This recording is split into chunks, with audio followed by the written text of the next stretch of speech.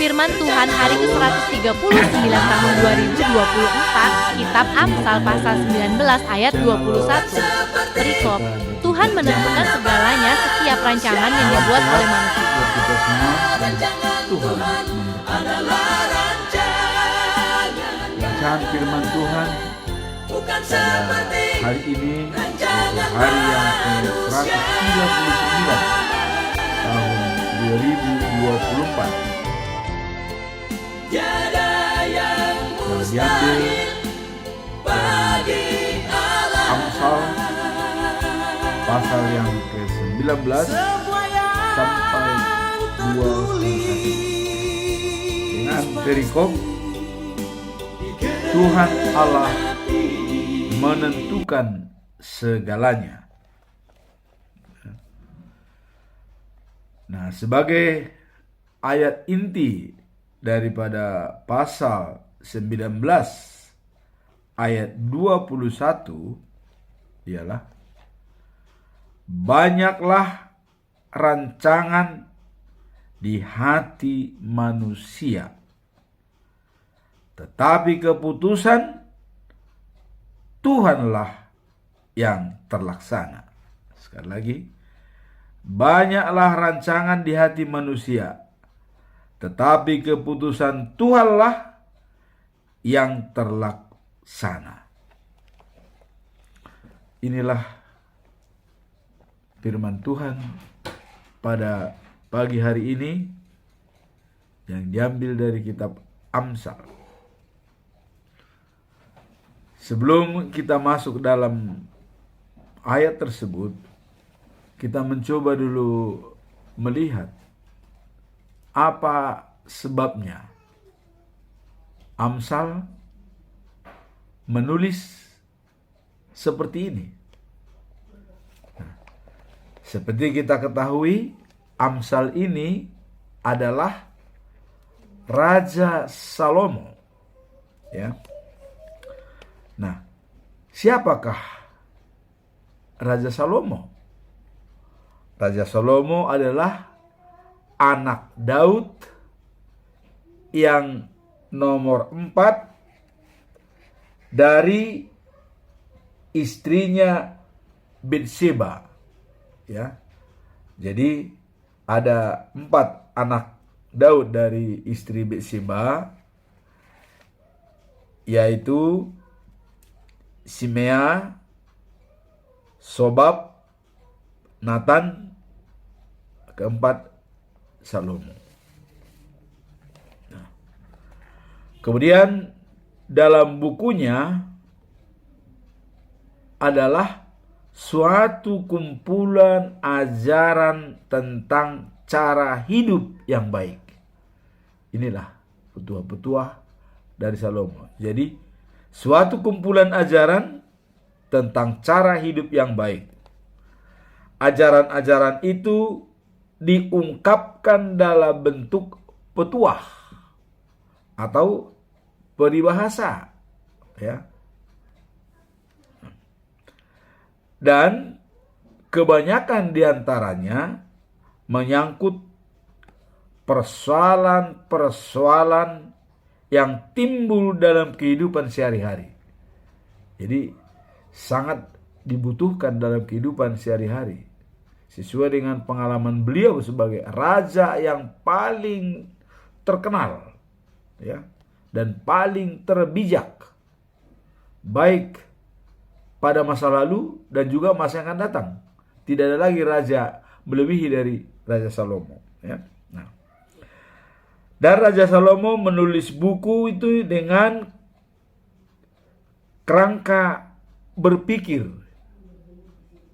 atau dengan paradigma, ya, untuk memperoleh pengetahuan, ya. Dia bilang, kalau untuk memperoleh pengetahuan, orang harus pertama-tama mempunyai rasa hormat dan takut akan Tuhan. Jadi, kalau mau kita mendapatkan ilmu pengetahuan, pertama-tama harus hormat dan taat pada Tuhan. Itulah kerangka berpikir yang disampaikan oleh Raja Salomo atau Amsal. Ya. Nah, di samping takut akan Tuhan, juga buku ini mengajar orang untuk memakai pikiran sehat dan bersopan santun. Nah, jadi ada pikiran sehat dan sopan santun. Nah, seperti peribahasanya yang banyak menunjukkan betapa dalamnya pengetahuan guru-guru Israel zaman dahulu mengenai sikap dan tindakan orang yang bijaksana dalam keadaan tertentu, ya. Nah, seperti waktu Raja Salomo dihadapkan kepada persoalan yang pertama, ya, yang menghadapi dua orang ibu yang mengaku anak yang masih hidup mirip mereka. Nah, dan kita lihat dengan bijak Raja Salomo bisa mengambil keputusan terbaik hal itu. Nah, karena mengapa Salomo bisa membuat keputusan sebijak itu? Nah, karena sebelumnya, ya, Raja Salomo yang ditulis dalam buku 1 Raja-Raja, ya, pasal yang ketiga ayat yang ke-7 dikatakan begini, ya. Raja Salomo berdoa minta hikmat. Nah, jadi pada waktu itu rumah Tuhan belum ada di Yerusalem, ya, belum dibangun di Yerusalem. Dan Raja Salomo selalu berdoa dan menyembahkan persembahan kepada Tuhan, yaitu di Gibeon, ya, tempat satu-satunya ibadat yang terkenal. Nah, Salomo sering berdoa di sana dan mempersembahkan korban. Nah, pada suatu hari ia pergi ke Gibeon. Malam itu Tuhan menampakkan diri pada Salomo. Nah, dan Tuhan berkata, ya, karena Salomo ini adalah raja pilihan Tuhan yang dijanjikan kepada Raja Daud waktu itu, sebelum dia lahir, Tuhan sudah mengatakan kepada Raja Daud,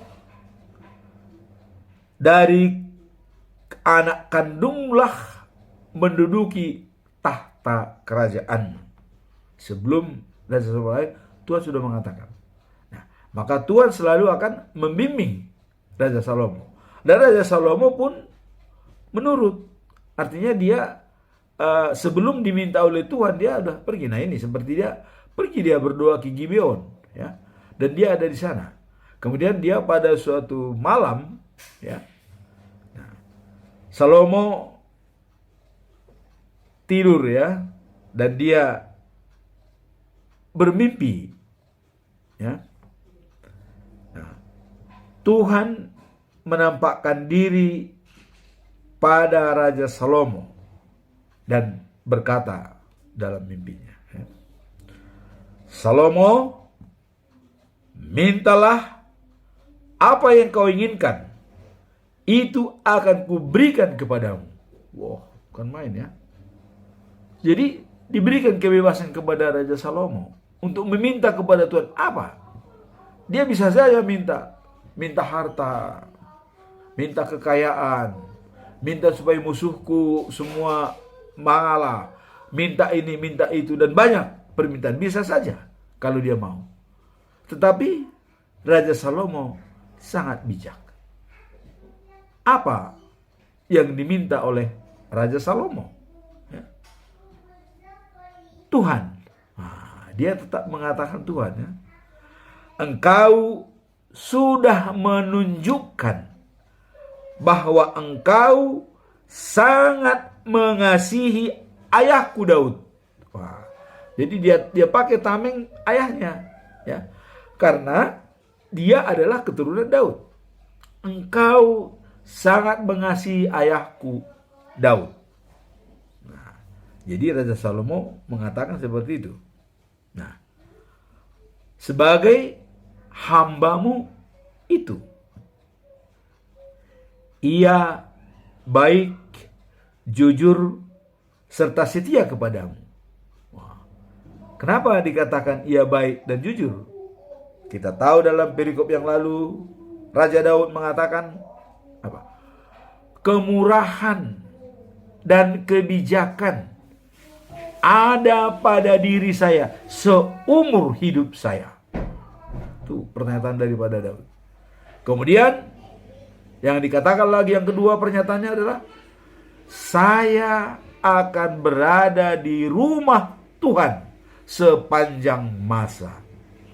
Itulah kehebatan Daud. Makanya Raja Salomo mengatakan, ia baik, jujur, serta setia kepadamu. Wah, itu setia itu tadi sepanjang masa dia di rumah Tuhan. Kemudian kemurahan dan kebajikan seumur hidup ada padanya. Wah, bukan main ya. Jadi itulah dicontohkan oleh Salomo, bapaknya yang baik dan murah hati. Nah, kemudian sebagai jaminan, kata Salomo ini, ya, bahwa untuk seterusnya, ini untuk keberlangsungan ini, untuk seterusnya engkau tetap mengasihi dia. Engkau memberikan kepadanya seorang putra. Jadi untuk seterusnya dia tetap mengasihi Daud, Tuhan, bahwa Tuhan memberikan seorang putra.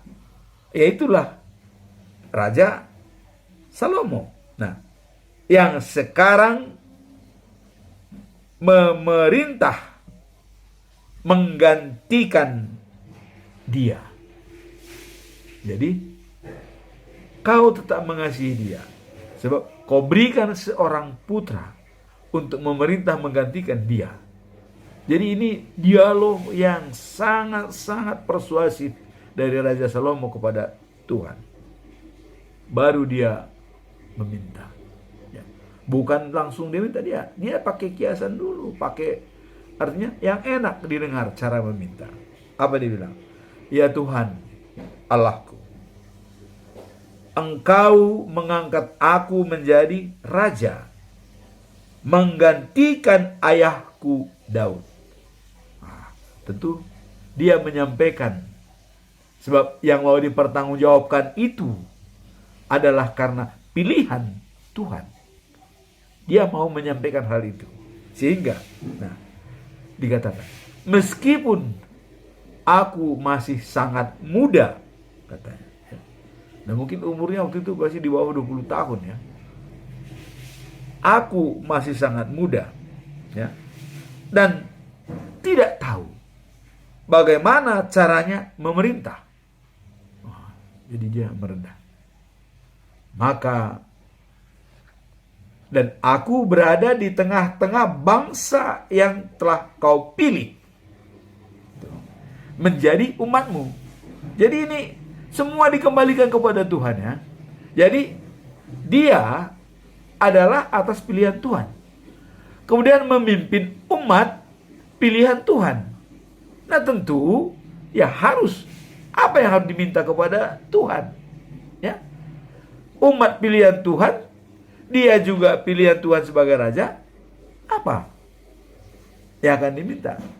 Nah, dikatakan ya, mereka adalah umat pilihan Tuhan. Nah, mereka sangat besar jumlahnya dan banyak. Nah, ini yang disampaikan oleh Salomo.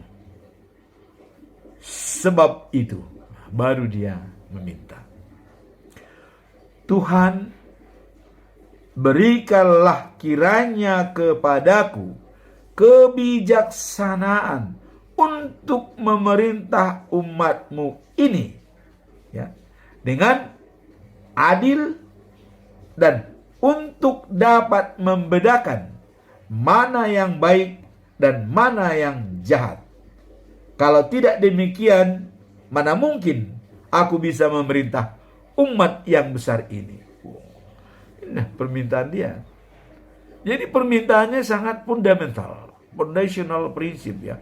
Kebijaksanaan ya, untuk memerintah umat ini dengan adil ya, dan untuk dapat membedakan mana yang baik dan mana yang jahat.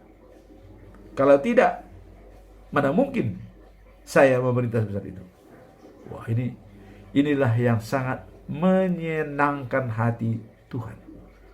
Dan Tuhan sangat senang dengan permintaan Salomo itu, dan langsung berkata dan menjawab. Tuhan menjawab, sebab engkau minta kebijaksanaan untuk memerintah dengan adil ya, dan bukan umur panjang atau kekayaan untuk dirimu sendiri ya, ataupun ya kematian musuhmu. Tuh.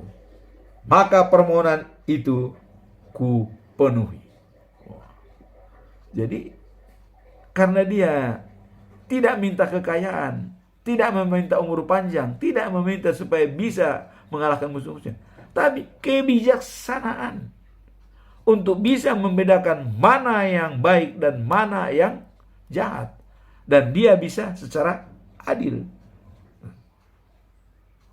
Tuhan memenuhi itu. Permintaan itu dikabulkan.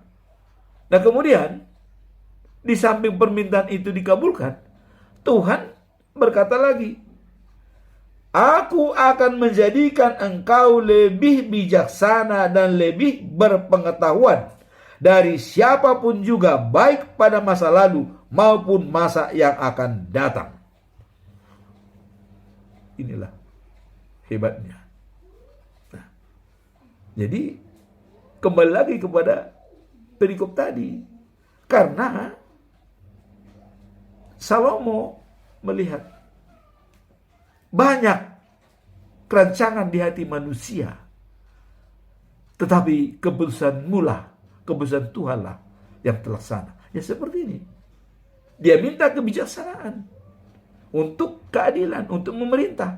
Tapi Tuhan mengatakan, aku akan menjadikan engkau lebih bijaksana dan lebih berpengetahuan. Dan siapapun juga, dari siapapun juga, ya, baik pada masa lalu maupun masa yang akan datang. Jadi dialah yang diberikan lebih oleh Tuhan, seorang raja, baik di masa yang akan datang juga masa yang akan datang. Gak ada lagi seperti Salomo. Itu kira-kira pernyataan Tuhan ya. Nah. Kemudian apa yang disampaikan oleh Tuhan, pesan terakhir dari Tuhan apa ya. Dan kalau kau seperti ayahmu Daud ya, mentaati aku serta ya mengikuti hukum-hukumku, aku akan memberikan kepadamu umur panjang. Jadi ditambahkan lagi. Jadi ada satu syarat lagi, supaya kamu bisa menikmati kekayaan dan semua kepintaran itu ya selama kamu di dunia. Apa dikatakan? Contoh seperti Daud, taat kepadaku dan menjalankan hukum-hukumku. Jadi diminta oleh Tuhan taat dan menjalankan hukum-hukumnya. Apakah susah?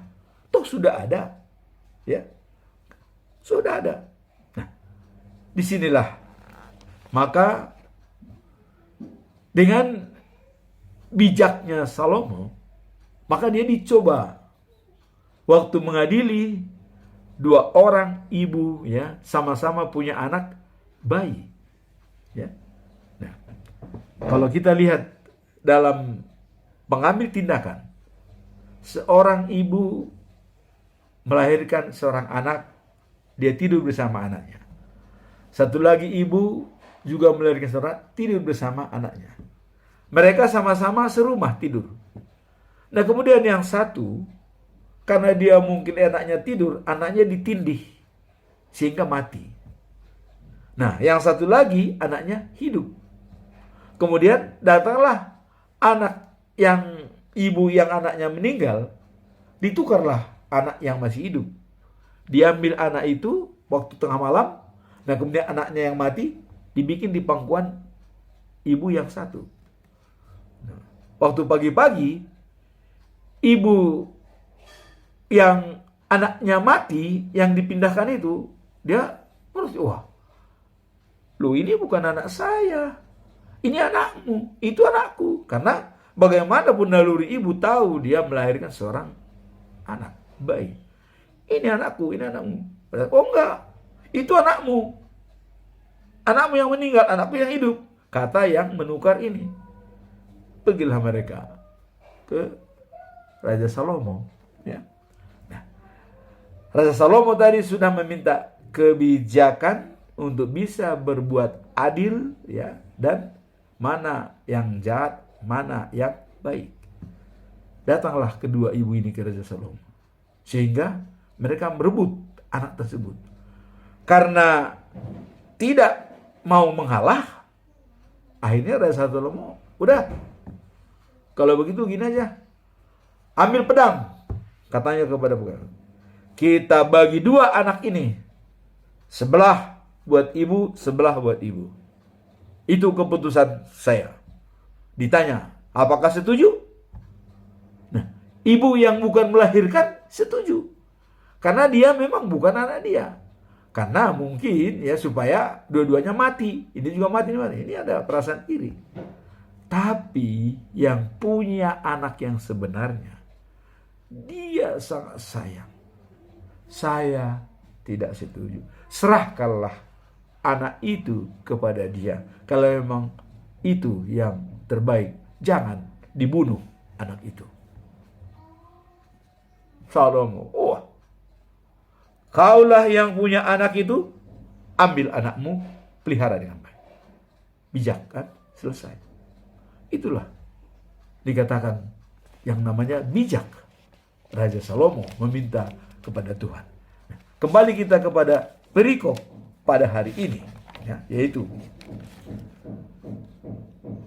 banyaklah rancangan di hati manusia, tetapi keputusan Tuhanlah yang terlaksana. Itu satu contoh. Ya. Tadi mungkin mereka menginginkan ini, tapi Tuhan berkehendak lain. Nah kemudian Salomo meminta kebijaksanaan, hanya itu pengetahuan, ya, hikmat kepada Tuhan. Tapi Tuhan memberikan banyak. Jadi samalah kita berdoa, ya. Berdoa pertama itu memang dikabulkan Tuhan, ya. Yang kedua itu diberikan kompensasi, ya. Yang ketiga itu ditunda, ya. Yang keempat itu memang ditolak sama sekali. Jadi keputusan ada pada Tuhan. Apapun rencangan manusia, inilah Salomo mengatakan bahwa keputusan ada di tangan Tuhan. Karena waktu dia tadi meminta kebijaksanaan untuk memerintah, tapi diberikan kekayaan dan diberikan segalanya kepada dia. Bahkan Raja Salomo lah yang paling terbijak di dunia ini setelah ada raja. Bahkan dikatakan, taati dan lakukan hukum-hukummu seperti bapakmu Daud. Umurmu panjang, bisa menikmati yang kuberikan kepadamu segalanya. Inilah yang bisa kita lihat dari perikop ini yang dikatakan banyaklah rancangan di hati manusia, tetapi keputusan Tuhanlah yang terlaksana. Sekarang pertanyaan bagi kita, bagaimana cara kita berdoa? Apakah kita supaya didengarkan Tuhan? Atau supaya perintah diterima? Nah, filosofis berdoa. Kalau kita berdoa bukan untuk didengarkan oleh Tuhan, tetapi kita yang harus membaca apa jawaban Tuhan. Itu yang benar. Sebab kalau kita sudah dengarkan Tuhan, sebelum kita lahir pun Tuhan sudah tahu segalanya. Ya, tidak usah kita sebut pun Tuhan tahu isi hati kita. Ya, Yesus tahu isi hati daripada orang-orang katanya. Apa isi hatinya? Ya, dan seperti seorang perwira yang pelayannya disembuhkan Tuhan Yesus, ya, Tuhan tahu hatinya. Ya, coba orang inilah imannya yang paling besar di seluruh negeri Israel katanya. Ya, hanya perwira mengatakan, aku tidak mampu Tuhan menerima kau di rumahku. Tidak mampu. Bukan karena tidak mampu, karena tidak punya apa-apa. Tidak. Dia walaupun seorang perwira, tapi karena Yesus adalah seorang raja dari segala raja, dia merendah. Tidak mampu aku menerimamu. Belum mampu. Kamu adalah paling terhormat. Sehingga apa yang kau katakan pasti terjadi. Dia percaya. Wah, besar kali iman orang ini, kata Tuhan Yesus, ya. Nah, jadi ini pun, ya, apa yang kita minta, apa yang kita harus apa jawaban Tuhan, ya. Jadi memang boleh dikatakan pertama bisa dipenuhi, tapi bisa juga tidak dipenuhi, tapi diberikan bentuk lain, kompensasi. Nah, kalau Salomo permintaannya dipenuhi dan diberikan lagi bentuk lain. Nah, kalau kita mungkin kadang-kadang permintaan kita tidak dipenuhi, tapi diberikan bentuk lain. Maka itulah sebabnya banyaklah rancangan di hati manusia, ya, tetapi keputusan Tuhanlah yang terlaksana. Mari kita bijak membaca apa keputusan Tuhan terhadap kita. Maka tapi Yesus sudah mengatakan, penderitaan yang kamu alami pada saat ini itu tidak seberapa mengingat kehidupan yang kekal yang akan kamu raih. Hanya ke sana kita larinya, sehingga apapun yang kita lakukan selalu menuju life after life. Nah, inilah perikop ini, bahwa dikatakan rancangan Tuhan, rancangan manusia banyak, tapi Tuhanlah mengambil keputusan. Ini terbukti kepada Salomo yang meminta kebijakan, tapi diberikan harta, diberikan panjang umur. Nah, kemudian kalau kita melihat bacaan pagi pada hari ini, yaitu lanjutan daripada yang kemarin 18 sampai 21, ya. Nah, sekarang Ibrani pasal 13, ya, ayat yang ke-22 sampai 25. Nah, tetap perikopnya bagaimana menyenangkan hati Allah, ya. Nah, penulis surat ke Heber ini, tapi patut mungkin kita pastilah itu Paulus, karena menurut kata-katanya seperti kenal dengan Timoteus yang dipenjara, ya. Nah, orang Ibrani harus memperhatikan nasihat-nasihat yang diberikan sebelumnya. Nah, itu apa nasihat yang diberikan sebelumnya? Harus saling mengasihi satu dengan yang lain, karena Tuhan lebih dulu mengasihi kita. Tolong menolong. Nah, itu nasihatnya. Dan dikatakan tetap semangat, ya, dan terus taat, ya, dan yakin kepada Tuhan. Nah, kemudian diberitahukan saudaramu atau saudara kita Timoteus sudah dibebaskan dari penjara. Itu termasuk karena mungkin kebesaran Tuhan atas dua-dua daripada semua. Itulah dikatakan tetap semangat. Nah, dan juga dikatakan Anda tetap setia dan taat dan yakin pada Tuhan Yesus Kristus yang telah mengalahkan dunia ini